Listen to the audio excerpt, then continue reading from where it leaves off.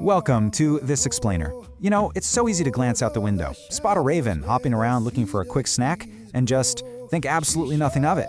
But today, we're going to completely flip that perspective. We're diving into some incredible source materials that reveal the common raven isn't just your average backyard scavenger.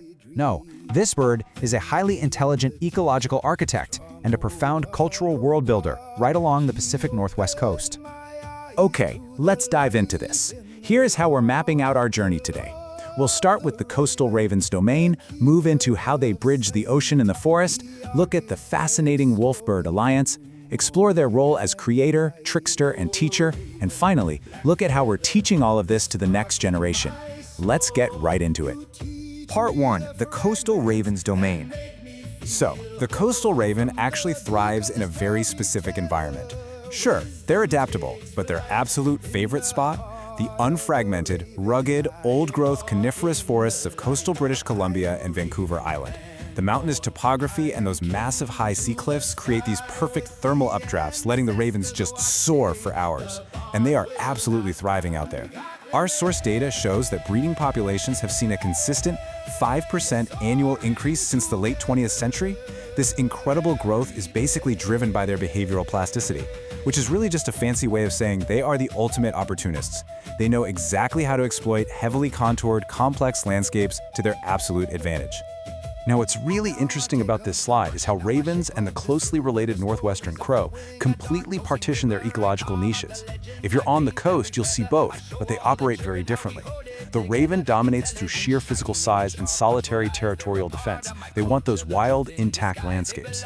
The crow, on the other hand, leans into fragmented or urban edges. They're highly gregarious, meaning they rely on group numbers to aggressively mob the much larger ravens just to protect their turf. Moving on to Part 2, bridging ocean and forest. We know coastal ravens are famously omnivorous, but their real superpower is acting as a sort of biogeochemical bridge. They constantly move nutrients from super productive marine environments straight into nutrient-limited terrestrial forests. And science can actually track this. Using stable isotope analysis on the carbon and nitrogen in raven tissue, researchers confirmed that kelp-derived detritus, or KDD, is the actual trophic foundation of their diet.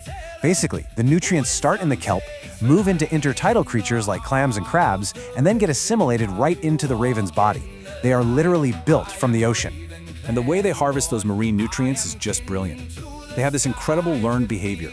A raven will patrol the beach at low tide, scanning the sand for those tiny little water squirts from buried clam siphons. They dig the clam up, but their beaks aren't strong enough to crush it. So what do?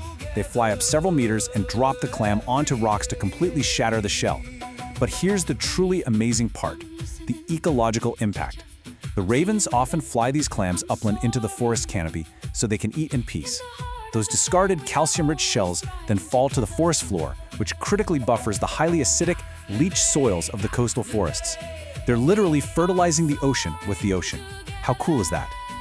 Which brings us to Part 3, the wolf-bird alliance. This is, without a doubt, one of the most stunning relationships in the natural world. It's actually earned the raven the cross-cultural nickname of the wolf-bird, and this brilliantly illustrates exactly why these two species team up: anatomical complementarity. Ravens are absolute masters of the air. They can spot injured or dead prey from miles away, but again, their beaks just aren't strong enough to pierce the thick, tough hide of a large animal like an elk. Wolves, conversely, have highly specialized carnassial teeth that can effortlessly shear through hide and bone, but they completely lack that aerial reconnaissance. So what happens? Ravens will actively locate prey and emit loud, specific recruitment calls to lead the wolves right to it. But wait, it gets better. Ravens aren't just blindly following wolves around hoping for a snack. Recent GPS tracking proves they construct complex mental maps. They are literally memorizing resource landscapes of high-probability kill sites, like open valleys. So when a kill finally happens, they absolutely flood the area. In fact, up to 135 individual ravens have been documented arriving at a single carcass, almost instantly. And this relationship is so intense that it literally shapes wolf society. Think about this. A single raven can cache, or hide away, up to 2 pounds of meat in a single day. Looking at the breakdown of a typical carcass, caching ravens can scavenge up to a third of an entire kill. Because of this massive loss of food to the birds, wolves are evolutionarily driven to live in much larger packs. A bigger pack can simply consume the kill faster before the ravens can carry a third of it away. But the connection goes way beyond just sharing a meal. They actually play together. Ravens have been seen engaging in games of tug-of-war with wolf pups using sticks. They'll swoop down low over the pups to tease them into jumping. And get this, they'll even deliberately peck or pull the tails of adult wolves just to trigger a chase. Biologists hypothesize this isn't just for fun, though. By bonding with the wolves from a young age, the ravens ensure they aren't targeted as prey by those same wolves later on at a kill site. It's a remarkably smart evolutionary survival strategy. Okay, part 4. Creator, trickster, and teacher. Now, we really need to shift our perspective here, because for the First Nations of the Pacific Northwest coast, the raven is so much more than just an object of Western scientific study. Deep ethno-ornithology and indigenous worldviews are anchored by foundational, holistic philosophies. Concepts like the Coast Salish philosophy of working together as one and the kwa concept of we are all one perfectly illustrate a profound interconnectedness. They demand that every living entity possesses a distinct spirit, meaning animals like the raven must be approached with the utmost respect. They aren't just in the landscape, they are active, vital participants. And notice how localized and culturally specific this reverence is across different nations. For the Coast Salish, the spa is seen as a messenger of truth.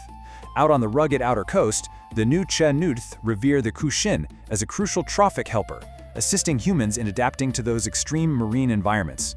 Then, further north, the Kwaka-Wako know the raven as Uthmelth, the benevolent creator, but also as a massive, supernatural bird represented by colossal, loud, snapping masks in the sacred winter Hamatsa dance.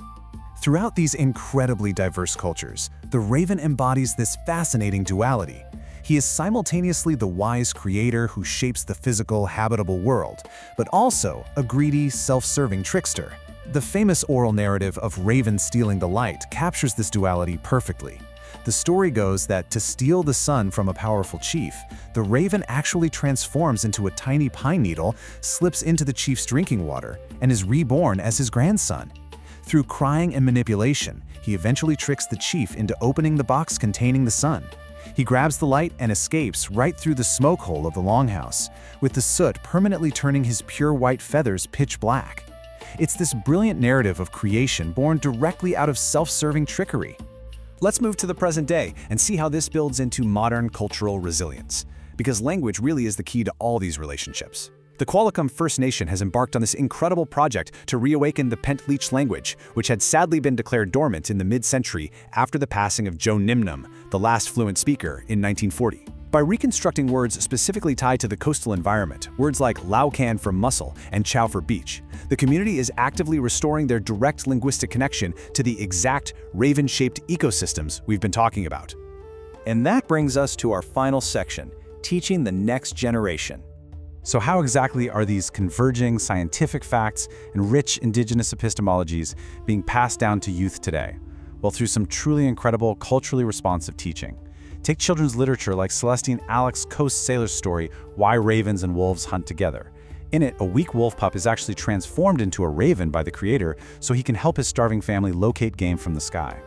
It is just a beautifully sophisticated way of encoding the biological mutualism of wolf birds directly into oral tradition for young learners. Similarly, modern resources like the Qualicum Culture Kits are using hands-on, play-based materials to introduce kids to these really complex concepts of stewardship. So the crucial point is, if creators or educators want to produce materials that properly honor this bird and traditional ecological knowledge, they really need to follow the strategic recommendations laid out in our source text. You absolutely have to establish proper protocol with specific nations first. You need to integrate indigenous languages naturally, collaborate with authentic regional artists rather than just blending styles, and intentionally align these traditional narratives with local science curricula. Doing this provides students with a complete, dual perspective view. We've seen how the raven pulls the ocean into the forest, how it guides the wolves, and how it shapes the very cultural bedrock of the West Coast. Which leaves us with this final thought.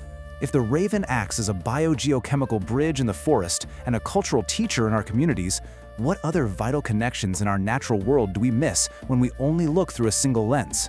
Keep exploring, keep asking questions, and I really hope you never look at a raven the same way again. Thanks for joining me for this explainer. In the silence, we find our voice. A raven feather's gentle touch, our hearts rejoice. A language of love. that transcends words, a connection to the earth that falls.